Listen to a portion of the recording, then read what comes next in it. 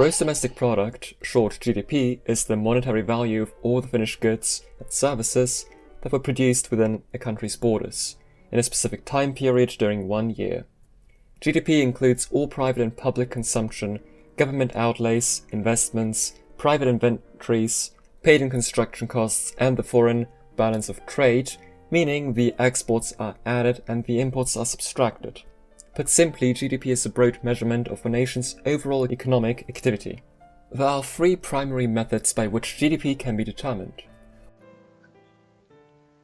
The expenditure approach, or spending approach, which is the most common method, calculates the money spent by the different groups that participate in the economy. For instance, consumers spend money to buy various goods and services, and businesses spend money as they invest in their business activities. For instance, buying machinery. All these activities contribute to the GDP of a country.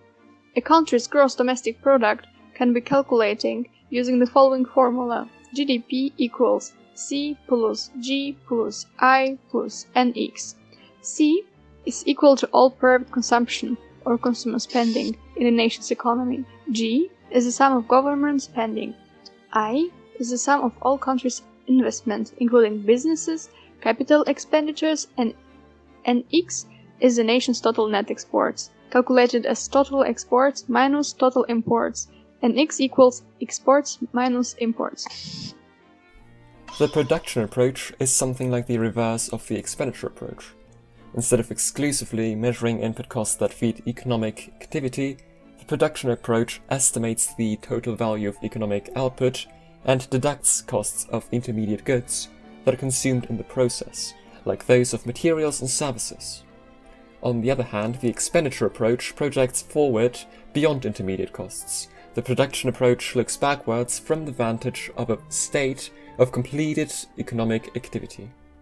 Considering that the other side of the spending coin is income, and since what you spend is nobody else's income, another approach to calculating GDP, something of an intermediary between the 2 aforementioned approaches, is based on a tally of the national income. Income earned by all the factors of production in an economy includes the wages paid to labor, the rent earned by land, the return on capital in the form of interest, as well as an entrepreneur's profits. Seeing how GDP is based on the monetary value of an economy's output, it is vulnerable to inflation. Over a period of time, prices typically tend to go up. That's why economists have come up with an adjustment for inflation to arrive at an economy's real GDP, rather than its nominal GDP, which ignores inflations and deflations. By adjusting the output in any given year for inflation so that it reflects the price levels that prevail in the reference year, called the base year, economists adjust for the inflation effect. This way, it is possible to compare a country's GDP from one year to another and see if there is any real growth. Real GDP is calculated using a GDP price deflator, which is the difference in prices between the current year and the base year. Nominal GDP is actually higher than real GDP because inflation is typically a positive number. Real GDP accounts for the change in market value, which narrows the difference between output figures from year to year. A large discrepancy between a nation's real and nominal GDP signifies significant inflationary forces if the nominal is higher, or deflationary forces if the real is higher in its economy.